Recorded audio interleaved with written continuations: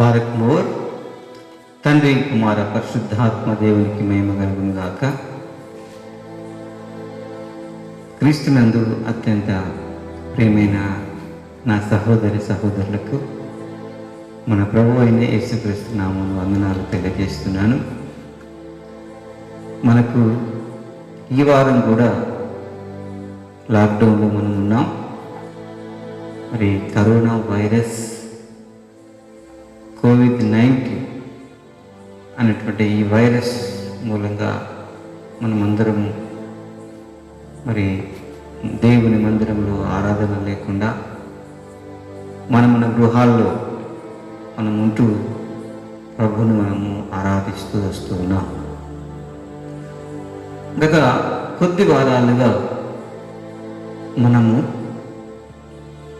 మన ప్రభువు అయిన యేసుక్రీస్తు రాకడకు కొన్ని సూచనలు,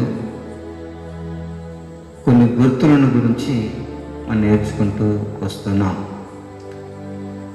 మన ప్రభువు అయిన యేసుక్రీస్తు రాకడ అనేది యథార్థ సంఘటన. ఆ సంఘటనను దేవుని సంఘము వీక్షించబోతుంది. ప్రపంచం కూడా ఈ సంఘటనను చూడబోతున్నారు. అయితే మన ప్రభు అయిన యేసుక్రీస్తు రాకడకు ముందుగా అనేక సంభవాలు సంభవిస్తాయని మనం నేర్చుకున్నాం. పోయిన వారంలో ఇద్దరు సాక్షులు ఈ భూమి మీదకి వచ్చారు అని వారి పరిచయం గురించి మనం నేర్చుకున్నాం. మీ అందరికీ అర్థమై ఉంటుంది. అయితే ఈ వారం కూడా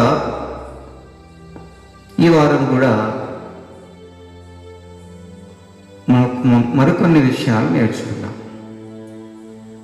ప్రియమైన సహోదరి సహోదరులారా, ఒక సంగతి మీరు బాగా గమనించాలి. ఈ భూప్రపంచానికి అనేక తెగుళ్ళు, అక్కడక్కడ భూకంపాలు, శ్రమలు, కష్టాలు ఇవన్నీ వచ్చాయి. అయితే ఒక ప్రత్యేకమైనటువంటి కాలం ఉంది. 7 సంవత్సరాలు నిడివిగలిగిన ఒక కాలము. ఈ కాలాన్ని మహాశ్రమల కాలము అని పిలుస్తారు. ఈ మహాశ్రమల కాలంలో అనేక శ్రమలు ఈ భూమి మీద జరుగుతాయి. అనేక విపత్తులు ఈ భూమి మీద జరుగుతాయి.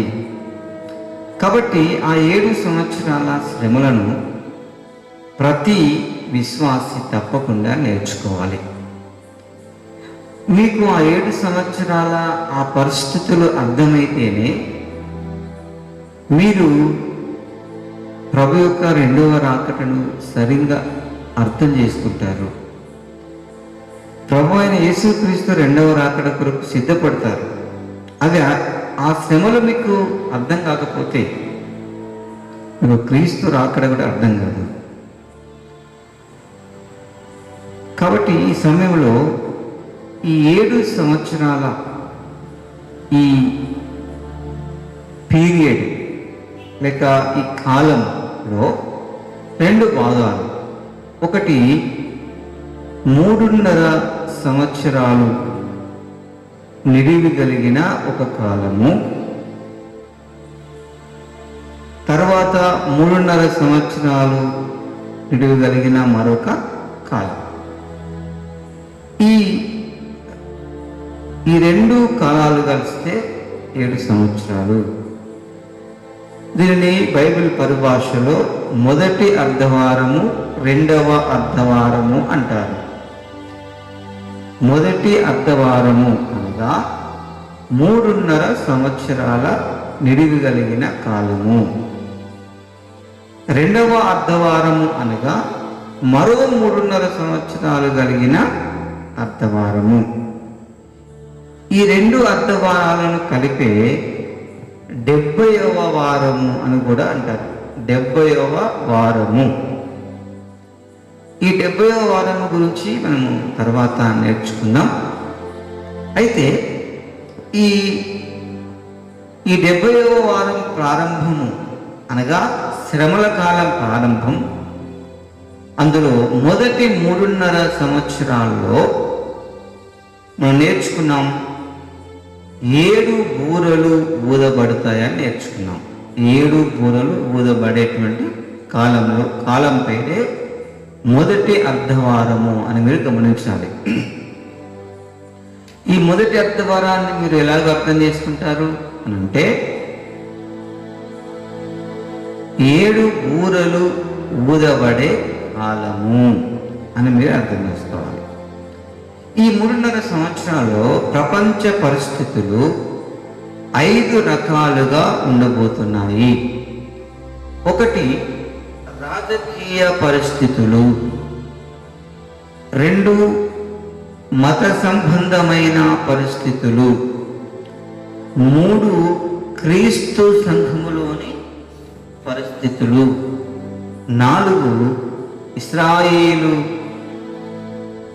పరిస్థితులు, 5వది ప్రపంచవ్యాప్తంగా ఆర్థిక వ్యవస్థ. ఈ 5 విషయాలను మనం ఈరోజు నేర్చుకుందాం. మొట్టమొదటిది రాజకీయ పరిస్థితులు. అప్పుడు ఈ రాజకీయ పరిస్థితులు ఎలా ఉండబోతున్నాయి అంటే, మొట్టమొదటిగా ప్రపంచ నియంతగా అబద్ధ క్రీస్తు పరిపాలిస్తూ ఉంటాడు. మనం చెప్పుకున్నట్టుగా దశరాజ్య కూటమి ప్రపంచమంతా కూడా ఒక కూటాన్ని ఏర్పాటు చేసుకుంటాయి. మనము ఇక యుద్ధాలు మానేద్దాము, అపార్థాలు మానేసి మనమంతా ఒక ఐక్యంగా ఉందాం అని ఒక మంచి అభిప్రాయంతో 10 రాజ్యాలు కలిపి ఒక కూటమిగా పిలువబడతారు. ఆ కూటమి పేరే దశరాజ్య కూటమి. ఈ దశరాజ్య కూటమిలో నుండే చిన్న కొమ్ముగా పిలువబడే ఆ అబద్ధ క్రీస్తు వస్తాడు. ఆ అబద్ధ క్రీస్తు ఈ ప్రపంచాన్ని పరిపాలిస్తాడు. అబద్ధ క్రీస్తు మొట్టమొదటిగా రాగానే ఇజ్రాయేలు ప్రజలతో 7 సంవత్సరాల సంధి చేసుకుంటాడు. ఇది గుర్తు. అబద్ధ క్రీస్తును మనం ఎట్లా గుర్తుపట్టాలి అని అంటే, అబద్ధ క్రీస్తు రాగానే ఇశ్రాయేలు ప్రజలతో 7 సంవత్సరాల సంధిని ఏర్పాటు చేసుకుంటాడు. ఇది రాజకీయ పరిస్థితులండి. తర్వాత బిడ్డలారా, అబద్ధ క్రీస్తుతో పాటు మరొక వ్యక్తి కూడా వస్తాడు. ఆయన అబద్ధ ప్రవక్త. ఈ అబద్ధ ప్రవక్త అబద్ధ క్రీస్తుకు మరి ప్రచారకునిగా ఉంటూ అందరి చేత నమ్మిపిస్తాడు. ఈ అబద్ధ ప్రవక్త అనేక అద్భుతాలు కూడా చేస్తాడు. కాబట్టి ఈ యొక్క అద్భుతాలకు ఆనాడు చాలామంది ప్రజలు మరి ఆకర్షితులై అబద్ధ క్రీస్తును వారు అనుసరిస్తూ ఉంటారు. ఇది మీరు గమనించవలసిందిగా తెలియజేస్తుంది. దీని కొరకు మనకు దేవుని వాక్యములో ప్రకటన గ్రంథము 13వ అధ్యాయము 5వ వచనము, దానియేలు గ్రంథము 7వ అధ్యాయము 25 వచనాలు మనకు తెలియజేస్తున్నాయి. ఇక రెండవ పరిస్థితి, రెండవది మత సంబంధమైన పరిస్థితి. ప్రకటన గ్రంథము 17-18 అధ్యాయాలు చదివితే అక్కడ మహావేశ్య అనే మాట కనబడుతుంది. దీనిని మహావేశ్య అనగా ఇది ఒక మతము, దేవ విరోధమైన మత వ్యవస్థ. దేవునికి విరోధంగా ఒక మతము ఈ భూమి మీద స్థాపించబడబోతుంది. హోషేయ గ్రంథము 4వ అధ్యాయం 5వ వచనం ప్రకారం, ఇర్మియా గ్రంథము 2వ అధ్యాయము 20వ వచనం ప్రకారం, 3వ అధ్యాయము 6 నుండి 10వ వచనం ప్రకారము ఒక మత వ్యవస్థ రాబోతుంది. ప్రకటన గ్రంథం 17:7 ప్రకారం దీనిని మహాబబులోను వేశ్య వ్యవస్థ కూడా అంటారు. ఈ మహాబబులోను వేశ్య వ్యవస్థ అంటే ఏంటంటే, అన్ని దేశాలలో అన్ని మతాలను క్రీడోకరించి ఒక నూతన మతం స్థాపిస్తారు. ఇంతవరకు మనం నీ మతం గొప్పది, నా మతం గొప్పదని మతాల కొరకు మారణకం కలిగించాం కదా నాయనలారా, అవన్నీ మానిద్దాం. ప్రపంచంలోని అన్ని మతాల సారాంశం ఒకటే. కాబట్టి మనము ఈ మతాల గురించి కొట్లాడడం ఎందుకు అని ఒకే ఒక మతాన్ని మనం స్థాపించుకుందాం అని వారు ఒక మతాన్ని స్థాపిస్తారు. ఆల్రెడీ ఈ పనిని ఇదివరకే మన వాళ్ళు ప్రారంభించారు. దీనిని ఎక్యూమినికల్ మూమెంట్ అంటారు. ఎక్యూమినికల్ మూమెంట్ అటువంటి పేరుతో మరి ఒక సర్వమత సమాఖ్య ఏర్పడబోతుంది. రాను రాను ఇది ఒక ప్రపంచవ్యాప్తంగా ప్రపంచ మతంగా రూపొందించబడుతుంది. ఆయా మతాలలో పరోక్షంగా ఆరాధించబడే సాతానును బహిరంగంగా ఆరాధించే సేటనిజం అనే మతం కూడా వ్యాప్తి చెందుతుంది. ఈనాడు కేవలం ఒక అమెరికాలోనే 600కు పైగా సాతానుకు దేవాలయాలు ఉన్నాయి. ఇక అబద్ధ క్రీస్తు సాతానును ఆరాధిస్తారు. సాతాను తన మాట ప్రకారము తన సింహాసనాన్ని అబద్ధ క్రీస్తుకి ఇస్తాడు.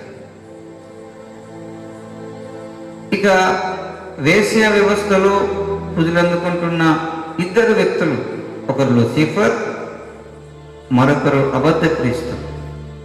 ప్రకటన గ్రంథం 13వ అధ్యాయము 2-5 వచనాల ప్రకారం మరి పూజలందరినీ ఈ అబద్ధ ప్రవక్త అప్పుడు ఒక ఘట సర్పం విగ్రహము చేపించి ఆ విగ్రహానికి మొక్కాలని ఈ అబద్ధ ప్రవక్త కూడా ప్రేరేపిస్తాడు. అనేక అద్భుతాలు చేస్తాడు.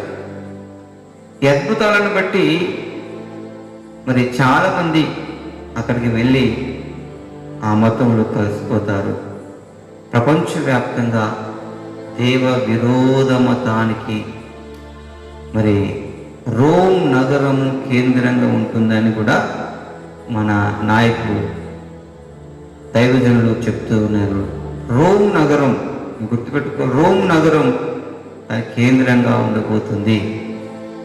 ఈ రోమ్ నగరం 7 కొండల మీద కట్టబడిందని మనకు తెలుసు. కాబట్టి ఈ దేవ విరోధ సంఘాన్ని అబద్ధ క్రీస్తుకు వధువుగా మన తండ్రి అయిన సాతాను 6000 సంవత్సరాల నుండి నిర్మిస్తూ ఉన్నాడు. మరి సత్యక్రీస్తుకు వధువుగా ఒక సంఘం ఉన్నట్టు ఈ వేశ్య నకిలీ క్రీస్తుకు కూడా ఒక వధువు అవుతుంది.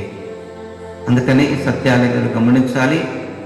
ప్రపంచంలో మరి ఇలాంటి మత సంబంధమైనటువంటి ఒక వ్యవస్థ, దేవునికి విరోధమైనటువంటి మత వ్యవస్థ రాబోతుంది అనే సంగతి మీ హృదయాల్లో మీరు గుర్తుపెట్టుకోవాలి. ఇక 3వ సంగతి క్రీస్తు సంఘంలోని పరిస్థితులు. అసలు క్రీస్తు సంఘము ఎలా ఉంటుంది అని అంటే, మొట్టమొదటిగా అనేకులు విశ్వాస భ్రష్టులవుతారు. 1 తిమోతికి పత్రిక 4వ అధ్యాయము 2వ వచనం ప్రకారము మరి అందరూ తమ తమ విశ్వాసాన్ని కోల్పోతారు, విశ్వాస భ్రష్టులవుతారు. ఈ సత్యాన్ని మరి పౌలు ముందే సంఘానికి తెలియజేశాడు, తిమోతికి తెలియజేశాడు. ఈ అంత్యకాలంలో క్రీస్తు రాకడ కంటే ముందు చాలామంది విశ్వాసులు తమ విశ్వాసాన్ని కోల్పోతారు. చాలామంది సేవకులు మరి విశ్వాసాన్ని కోల్పోతారు. అందుకని మా ప్రభు అన్నాడు, నేను ఈ భూమి మీదకి వచ్చేటప్పుడు ఈ భూమి మీద ముఖ్యంగా నా సంఘములో విశ్వాసం కనుగొందునా అని అన్నాడు. కాబట్టి చాలామంది విశ్వాస భ్రష్టులు అవుతారు, వాక్యాన్ని వదిలేస్తారు, ప్రార్థనను మానేస్తారు, దేవుని మందిరాలకు రారు, సేవకులతో సహవాసం ఉండదు, ఈ లోకాన్ని ప్రేమిస్తారు, ధనాన్ని ఎక్కువగా ప్రేమిస్తారు, ధనం కోసం పోటీపడి సంపాదించి దేవునికి దూరమై విశ్వాస భ్రష్టులు కాబోతున్నారు. దీనికి 2 కారణాలు ఉంటాయి. ఒకటి, అబద్ధ ప్రవక్త జరిగించే అద్భుత కార్యాలు. 2వ తెస్సలోనికి పత్రిక 2వ అధ్యాయము 9వ వచనం ప్రకారము ఈ అబద్ధ ప్రవక్త అనేక అద్భుతాలు చేస్తాడు, కని విని ఎరగని రీతిలో అద్భుతాలు చేస్తాడు. ఉదాహరణకి ఆకాశం నుండి అగ్ని కురిపిస్తాడు. ఇంతవరకు మన క్రైస్తవ సమాజంలో ఏలియా కాలంలోనే అగ్ని కురిపించబడింది. ఇంకెవరు కూడా అలాంటి కార్యాలు చేయలేదు. అయితే అబద్ధ ప్రవక్త అలాంటి కార్యాలు చేస్తాడు. ఆనాటి మరి సైంటిస్టులు కూడా ఆశ్చర్యపోతారు. అనేక నాస్తిక సంఘాలు కూడా ఆశ్చర్యపోతాయి. అద్భుతాలు వాళ్ళ కళ్ళ ముందు జరిగినప్పుడు క్రైస్తవ సంఘం కూడా ఆ అబద్ధ ప్రవక్త చేసే ఆ యొక్క అద్భుతాల వెంబడి వెళ్తారు. ప్రియమైన సహోదరి సహోదరులారా, ఈరోజు చాలామంది క్రీస్తు సంఘంలో ఉన్నాడు. చాలామంది ప్రజలు 100కి 99% ప్రజలు అద్భుతాల వెంబడి పరిగెత్తుతూ ఉన్నారు. అద్భుతాలు జరగాలని వారు కోరుకుంటున్నారు. స్వస్థత వరం ఉన్నటువంటి దైవజనులను వారు ఫోకస్ చేస్తున్నారు. వారి దగ్గరికి గుంపులుగా వెళ్తూ ఉన్నారు. వారు ఆశ ఏంటంటే ఈ శరీరం బాగుంటే చాలు. కాబట్టి ఇలా వారు దేవుడు ఇచ్చినటువంటి గొప్ప అద్భుతాలకెళ్ళ గొప్ప అద్భుతం రక్షణ అనే సంగతిని ఈనాడు మర్చిపోయారు ప్రజలు. ఈరోజు రక్షణ సువార్త చెబితే ప్రజలు రారు. అదే అద్భుతాలు జరుగుతున్నాయంటే కోకొల్లలుగా వస్తారు. అక్కడికి వస్తే అక్కడ తీర చూస్తే అక్కడ అద్భుతాలు ఏం జరగవు. ఒక దయ్యాలు పోవడం చూస్తారు. దయ్యాలు పోవడం ఏంటండి? అది యేసునామములో దయ్యాలు పోతాయి.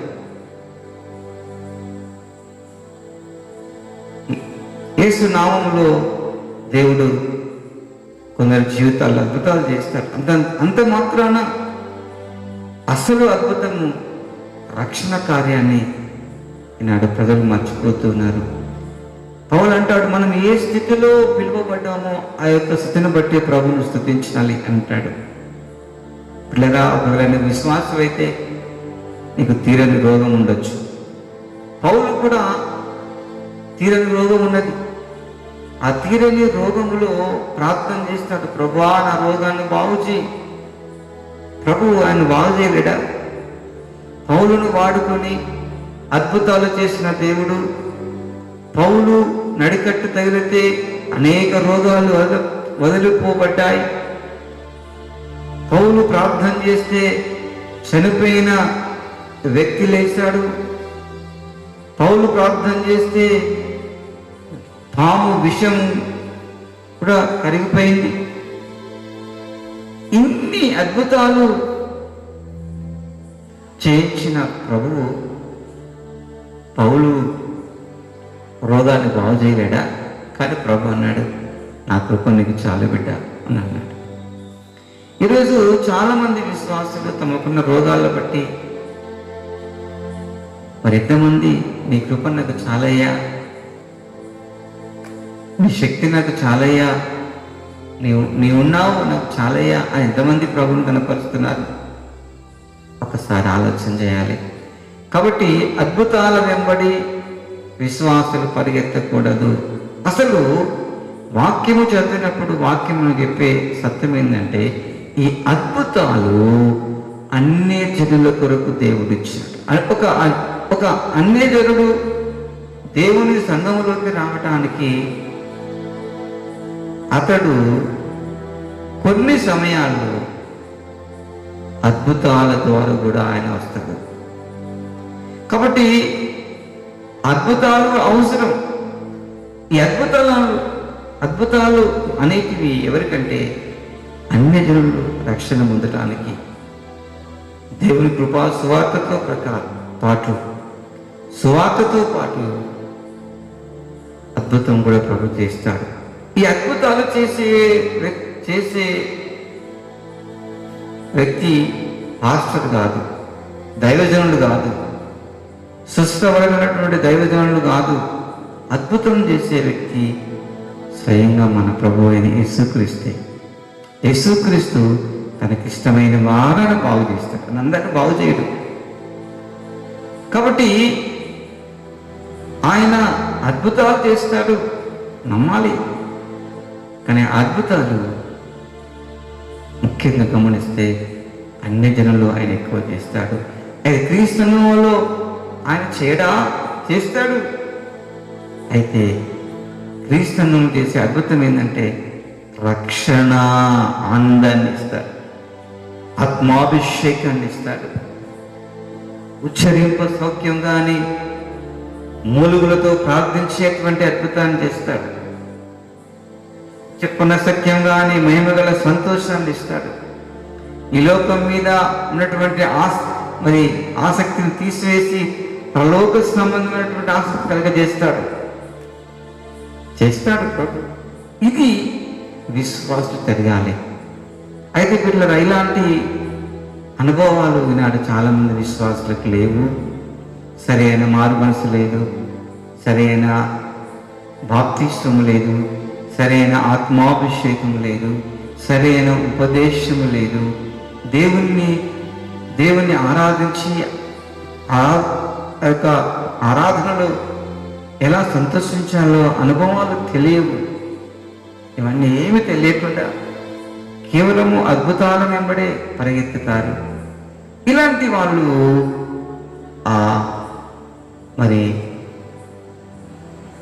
ఆ సమయంలో చాలామంది అబద్ధ ప్రవక్త వెంబడి వెళ్ళిపోయి ఆ టీంలో కలిసిపోతారు. ఇక రెండవ కార్యం, భ్రమపరిచే ఆత్మను దేవుడు పంపిస్తాడు. 2వ దశలోనికే పత్రిక 2వ అధ్యాయం 11-12 చదివితే దేవుడే అబద్ధములాడు ఆత్మను, భ్రమపరిచే ఆత్మను పంపిస్తాడు. వాళ్ళ నోట్లలో అబద్ధం ఉంటుంది. ఈ యొక్క అబద్ధం ఆత్మ వచ్చి వారిలో నుండి మాట్లాడుతూ ఉంది. అబద్ధాన్ని కలగజేసి చాలామంది భక్తిహీనులు ఒక గుంపుగా మారిపోతారు. ఇక్కడ ఒక సత్యం గమనించాలి.